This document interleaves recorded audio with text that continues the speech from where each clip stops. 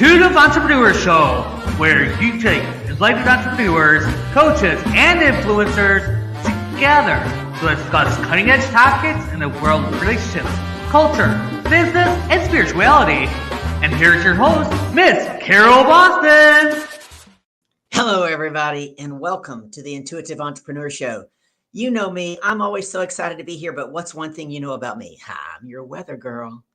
And it is a beautiful day here in sunny South Florida. Oh my goodness, got down to 60 degrees, got to walk around in a long sleeve shirt today, didn't sweat. It's incredible. And you know, when you chime in the comments, I'm going to ask you where you're chiming in from and what the weather's like where you are. I am so excited today to have our guest, AG. I'm going to try to pronounce your last name correctly. Billig? Yes, that's perfect. Awesome. And you know me, I always just let them jump in. The first thing you get to tell us, AG, is where you're chiming in from, what the weather's like where you are, and we're going to kick it off from there. Of course. So I'm in Sedona, Arizona, and it's a beautiful day. It's not too, it was sunny earlier. Now the sky is clouded, but it's still like, you can wear a jacket outside. Perfect weather for a hike. Listen, I know that accent is not from Arizona. Where are you from? Well, I was born and raised in Romania, Eastern Europe. And I traveled back and forth between Romania and the United States for a few years. And then eventually in 2019, I moved here. I was in Southern California, Orange County. And then last year I needed a change. And because I love Sedona, I decided, okay, let's see if I can find a place to live here. And I did. And that's the beauty of being an entrepreneur nowadays, and having access to the internet, because many of us can work from a beautiful beach in Florida or, from the Red Rocks in Sedona. So this is incredible. This is such a blessing. You wouldn't believe it, but I am not a beach girl. Oh, I am an ocean person. I've been down here 37 years, and it was back in, I'll tell you a real quick story, January 1990. I'm with a group of friends. We're on the beach doing a barbecue, and a bunch of them are down there in the sand. I was not in the sand playing volleyball. And they're like, Carol, come play volleyball. Yeah, I don't want to come play volleyball. Come on, we need another person. So I go down there and they go, oh no, you have to take off your tennis shoes. Oh, no. I don't like the sand. I'm not taking off my tennis shoes. So I finally let them coerce me into taking off my tennis shoes, and we play volleyball. We finish up. We have the barbecue, go home. I get up the next morning. This is a true story. And look down at my foot, and you could see a worm crawling in my vein. No way. True story. I thought, holy crap. I go to the doctor, and I had gotten a hookworm, a certain type of hookworm. Wow. He said that usually comes from feral cat poop, and there was a bunch of wild cats up under the boardwalk, and I had to eat these nasty wafers 2 a day for 14 days. Oh no! I haven't walked in the sand again ever. It never happened to me until it does. I love walking in the sand, but I hear you. Yeah. But what was it like for you? You moved here in 19, and then COVID hit. Boom! Did you already have friends in Southern California, or was it lonely? Yeah, I was lucky because, as I said, I traveled back and forth before. So I did have friends. And then at that time, I was in a relationship and we were living together. So the two of us were under the same roof in the same house. Luckily, it was a big house. So when we needed space, we could go to different rooms.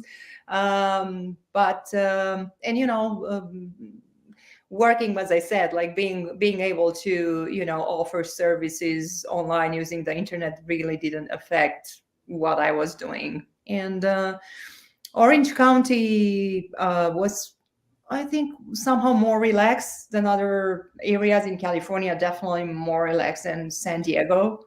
So, I kind of went on with my life. I went outside. I kept doing everything that I used to do prior to that, except for the gym, because at the gym, when I went there, they would make me cover my face. And that's not how you exercise with your face covered. So that's something that I started doing at home, like exercising. I wore a mask to the gym till January of this year. Oh my God. Yeah, I can't breathe. So that was not an option for me. So no. I understand that you have produced some television and radio shows. Have you produced any that I or my audience might recognize? Oh my gosh. If you were Romanians just like me, probably, yeah. Oh, so you didn't produce them in Southern California. No, I did that while I was in Romania. But the interesting thing nowadays with social media, YouTube, basically all of us can be TV hosts and TV producers, because we have all these avenues at our Mm. fingertips. And if we have a great idea, and then if we have something to share, and then if we have a team to help us, then I don't think we necessarily need the TV, the traditional media channels, like we needed back in the day to reach people. And you're like the living proof of that. Exactly. And if I mute myself, there's a puppy out there that you might can hear That's fine. that goes ballistic when people come in. So Uh-huh. tell me a little bit about how you transitioned from PR. Oh, would I recognize any of the lifestyle magazines? Well, I've been in, Voyage LA, Voyage Phoenix. So I've been in some local magazines here, like featured. But back in Romania, I was also, so I was editor in chief for for glossy magazines. One of them was a teen magazine. It's called Popcorn, so it's pretty famous in Europe, or used to be. And then for a lifestyle magazine, so I have this experience of being a journalist, and then also being a person whose job is to convince a journalist to feature a product or a person on their show or in their magazine. So I have both. Both experiences. So I think that helps me when I help other people to get featured on shows. Mm. So what made the transition? What inspired you to transition from that to helping other people publish their books? Well, first and foremost, I think I'm a writer. So I started writing books. Yeah, when I was a teenager. I wrote my first novel when I was 14. And and by the way, I want to thank you, Carol, because you're doing such a great job, and I can see you are prepared, and not everybody does that. So I truly appreciate it. You're amazing. So I wrote that my novel when I was 14. I started with short stories when I was 8. I got some national prizes back in Romania. And then in 2012, my first book was traditionally published by What was it about? What was it about? it's a short story collection. It's called Four Doors and Other Stories. Love is my I wouldn't say my concern, but love is my topic. Like love is our inner superpower. So my first short story collection was published by MP Publishing from the UK, Isle of Man. But that company really didn't do any marketing for the book. Mm. So the book successfully flopped because nobody knew who I was and nobody basically knew that that book existed on Amazon. And then in 2015, I attended the London Book Fair. It was just for me as an author and everybody who watches this amazing show and has this seed in their mind that, oh, maybe I should write a book. And if you're an entrepreneur and you want to build awareness and build your brand and as an expert, then writing and publishing a book is really a great idea. So it's a learning curve. So I was at the London Book Fair, and then I heard all these stories from successfully self-published authors who had either made like $500,000 by selling ebooks, wow. not even paid ebooks. Or just as we were talking earlier, like they had, I use YouTube and in the social media like Facebook to create my own media empire, so I don't need a middleman to reach my readers anymore. And I realized that self-publishing is here to stay, that although there are some poorly published books, people who are really successful, they're being really, really professional, and they approach self-publishing like a traditional publisher would do, meaning being really offering high quality products. So I realized this is here to stay, and then I realized that basically, marketing, the principles are pretty much the same, and then the PR. So I said, why not use my own expertise Yeah. in marketing and publishing my own books, and then also helping other people. It brings me tremendous joy to be of service and to help authors, because I know how important books are, and how even in today's society where we have all these distractions, um, books can still change people's lives for the better. They can, save lives. They can transform lives. I'm So gonna, I'm gonna jump in. I was yeah, Sunday afternoon. A friend of mine took me out for a happy hour cocktails and a belated birthday celebration, and happy we birthday. were talking. And back in 2019, a little 4 years ago, I sold my house, and I've lived in a bunch of different places since then. Some by choice, some not so much by choice. And I've Mhm. been doing a lot of pet sitting. And she said, "So you're writing down all the personalities of these pets, right?" And I went, "What?" She goes, "Yeah, what you're teaching them and what you're learning from them." And I said, "No, it hadn't crossed my mind." She goes, "Honey, there's a book in there." Yes. She said, people love their pets. And I Yeah. started laughing and I said, "I've been telling people for over a year, I'm going to write the book. You can't read the label when you're inside the jar, and we're all in a jar." And I honestly just haven't made it a priority and sat down and started it. So I think, talk to us a little bit about what's that first step for me to like just even start putting it on paper. It spins in my head, but I don't really get it down to put it into a book. Well, I think like everything else in life, it starts with a decision. And Mm. it's the decision, I think, comes when you can feel it in your heart. I mean, it can go both ways. So it's either you feel that the book is in you, and you feel it in your heart, and you just know now it is the time for me to do it, Mm. and you just do it. So when I wrote a book, it's called I Choose Love: A Journey from Fear to Love.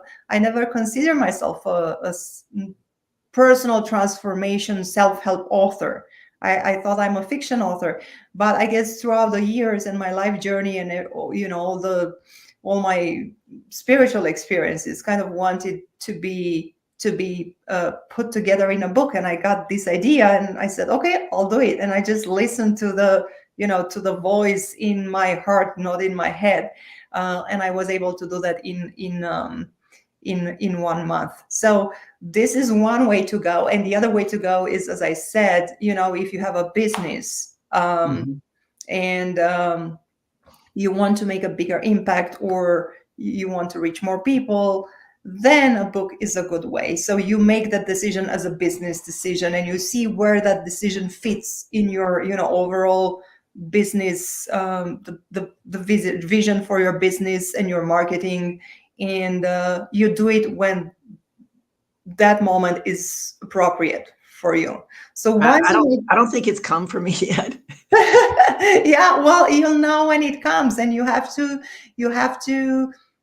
just because, right, we Honor are it when talking it about comes. intuitive. We have a people who are intuitive. So you sit with that idea, and you will know when the moment is right, because then when the moment is right, and everything will align for you to be able to bring that idea into the world in the best possible way. Meaning that although the writing in itself is kind of solitary, because you have to sit at your desk, and for a nonfiction book, what really helps, but even for a fiction, but now we are talking about it's good to have an outline. So that's what I do. So have an outline with the at least the not necessarily not the titles, chapter titles, but the themes, so the topic for each chapter. So if you have that, It's like baking something. So you have that baking pan, so that would be the the mold, and then you can put like it's easier to write the content. Well, I like that you write about love. I've been known to say in my keynote talks, I'll say, how many of you have heard the saying that love makes the world go round? Most people raise their hand up. Everybody's like two hands up, right? And I'm like, I don't believe that's true. And they look at me and I said, I believe sales makes the world go round. Love makes the ride worthwhile. Okay, that's something to, yeah. Everything is sales. Listen, you were talking earlier and I thought she was selling because, right, my overarching umbrella is that leadership is sales and sales is leadership. Every conversation you have, I want you to think about this. Every conversation you have, you are either enrolling somebody in your vision or you're getting enrolled in theirs. Mm-hmm. In every conversation. Yeah, it's a persuasion, but then I think it depends what's behind that action, because that action can be driven by, oh, I want to make a profit, so it's just okay, I want to just get something for myself, and obviously, the business is created to make a profit, but then the motivation can be like, I really believe that I can be of service, so absolutely I can be of service, and that's the love for people. So a year ago October, I gave a keynote to about 60 HR executives at Nova Southeastern University, and I have not published my own book. I'm an author and an international bestseller, but it was a collaboration with 15 other amazing women. Yeah. And it was about women who boss up. It was a lot of fun. Yeah, I know that. You know them. You know Tam I Luck. know that. Yeah, yeah. So I was in one of her books, and they bought about 10 from me, and we gave them away as prizes or whatnot. So when it was all said and done, this gentleman that I don't know runs up to the table. There was one copy of the book left. And he says, is what you talked about today in that book? And I explained, no, that's a collaboration, blah, blah, blah. And he takes out a piece of paper, writes his name, personal cell phone number, gives it to me. He goes, when you write that book, I want the first copy. Oh my God. And I thought, wow, people really listen to me when I talk. Yeah. So you see, the universe is giving you like so many clues. Like, okay, Carol, you should do it. Yeah. Yeah. So tell me about your ideal client. Is it somebody who's eager to write a book, or someone that you help nurture that seed in them and show them the value from a marketing and a business perspective about writing a book? The ideal client would be someone that is ready to do this. I think the nurturing of the seed I'm doing through the articles I publish on Self-Publishing Mastery and social media. So for people who are not still, convinced that they want to do this, or they want to know what would that take for them to write and publish a book, there is all this free content that is available. But then when they make the decision, I want to do this, that's when the time is right for them to reach out, and I'm more than happy to help them. Or if someone has questions or doesn't know which route to go, because some people still don't know where to go, like traditional publishing or self-publishing, that's another moment in this journey where they can reach out and we can have a conversation, and I can explain the pros and cons, and we can go through a deep conversation to see what would be the best fit. But I think self-publishing is definitely an entrepreneurial journey. Mm-hmm. So I think for people who are already entrepreneurs, or coaches, spiritual practitioners who have a business, so they know what a business is, they know how to run a business, they know how marketing works, and ideally they already have like a clientele or an audience or a fan base. I worked with Lori Led last year, and she's a big thought leader, with a global following, and those people were hungry for her product, whatever that product was, course, book. So we did her first book together, and it was a big success. So in today's world, your book has become your business card. Yes. Yeah. But I think it's more than a business card. I think it's especially when you nurture this community. And people nowadays, they need communities. Oh yeah. Even for, like businesses. Yeah, it's really easy to buy from Amazon, but I think more and more of us are looking for, products that are local, that kind of support the values we support in our lives. So as a business, I think it's very important to an entrepreneur to nourish this community. And once you have this community, then you can serve this community by um, writing a book for people who need your expertise. And So that way, I'm going to jump in. I have another question for you. yeah. So I'm the queen of reframe. I ask questions all the I time. love this. This is great. So I used to think, and I've heard people say Mm-hmm. that the only way to really make a lot of money is to have a New York Times bestseller. People would be shooting for that. And then during the last 18 months or so, Uh-huh. I know somebody that was her goal. Yeah. And she's made a lot of money, not just from books, right? She's a coach. Yeah. And what I learned in her honesty is that it was costing her $100,000 to ensure that her book was a New York Times bestseller. Mm-hmm. So I want you to talk to the audience about how you can help them make good money from their book, right? Not just necessarily people. There are some people that you're right. They just want to pour into their tribe, but there are other people that want to use it as a revenue stream. Yeah. So from a self-publishing perspective, is there an opportunity to make the same kind of money from self-published as a New York Times bestseller? Well, I'm not sure how much money your friend made, but I can tell you. I mean, it's five figure. It's a five figure. Yeah, five figure in 2 months. A lot of money. Not when she was investing six figures to get it done. Well, but you don't invest six figure. You invest like, I don't know, like four figures. So No, you no, invest. I'm saying she did for this New Oh, York Times oh bestseller. wow. I'm asking Oh you. my God, no. So Give me the comparison is what I'm asking you to do.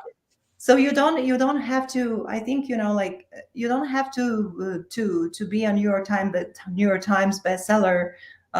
You don't need to be on the bestseller list to make a lot of money with your book. Okay. You can invest, and then it depends on who you hire, because I know there are self-publishing experts, self-publishing companies out there who are charging people outrageous sums of money, which some people are willing to pay, and those people are never going to even break even for paying that kind of money. So Okay. you can first and foremost to be able to generate that revenue stream, when you hire someone, look at because you have those flashy presentations and all that, but that's not going to guarantee sales for your book. So you can hire, like you can pay like four figure for an expert, and who can help you make like five figure income in 2 months on Amazon with your Okay. ebook, paperback, and hardcover. So this is possible. And the other thing is, you need to and that's where the expertise come in, to generate that steady sales. Because okay, you do all this promotion for the book launch and you have this big spike, and then Exactly. so no, the strategy is to generate steady income from a book. Now, if you don't have that big community, big following, like that big following is about 2,000 people who are really invested in what you're doing. 2,000, it's not such a big number, but 2,000 people are going to tell their friends, who then are going to tell their friends. So this is like a snowball. This is how you need to think about it. It's like a snowball that keeps rolling, and gets bigger, bigger. So this is my mission, to keep that snowball rolling, and make it big, big, big. And the other thing is, you think about your sales funnel, right? So the book, it's okay, the entry to your sales funnel is the freebie, whatever you give them. And Right. then the book is the thing that they are going to purchase next before they get into, your online mastermind coaching, whatever you're doing. So you have to include your book in your sales funnel. So basically you make money off the book, but also by building more trust and connection with your audience, so that after they read your book, they will buy your programs in whatever you're doing. And Jeff Walker with the product launch formula is one of the best examples, right? Because he's still selling his book, product launch formula. And because I read his book, then I was almost ready to enroll into his program, which is 2000, right? So that's how you think about the book. How can I incorporate the book in my business so that the book generates sales once people read it? That's awesome. And we had Erin commented, she said, very interesting. That was just a couple of minutes ago, so I'm not sure what you said, but I found it all to be very interesting. And I'd like to take these last couple of minutes that we have before we wrap up and tell people how they can find you and how they can connect with you. Well, the easiest way to find me is to go to, and it's right there. Thank you so much. Yeah, selfpublishingmastery.com. That's where you can take a look at my services. So I know that people, when they don't see like the 5-6 figure package, they're going, this is not good. But I assure you, there are people out there who are not going to rip you off, and who still provide like great service for you to help you on your journey. So selfpublishingmastery.com, and there is a contact form on the website. So if you want to get in touch with me, that's the way to go, or contact at selfpublishingmastery.com. That's awesome. And when I take that step to get ready to write my book, we'll bring you back on the show. How about that? Yes, I'm looking forward to it. Yeah, and it looks like you have 2 books, not just one. Yes. Probably. Yeah, probably more than that. Yeah. Erin says, loving this. Thank you, Carol Boston and AG. Thank you for showing and joining us, Erin. AG, it has been awesome. Awesome. So glad you were here today. Listen, if you're like me and there's a book in you, and there is what's the most expensive real estate in the world? It's the cemetery, right? That's where books have died, inventions have died, music has died. So let's not let it die within us. Reach out to AG, get started on your book, and tell the world all that you have to tell them and pour into them. It's been an absolute pleasure to be here today. We'll be back next week at the same time for the Intuitive Entrepreneur Show. Until then, trust in the process and take the next step. Have a blessed week. See you next week, everybody. Thank you. Thank you for listening to the Intuitive Entrepreneur Show, brought to you by Life Coaching Today magazine, empowering your health, your business, your community, your life. Check out the latest issue today at lifecoachingtoday.com. Everyone here at the True Awesome Network asks you to please subscribe, like, comment, and spread awesome.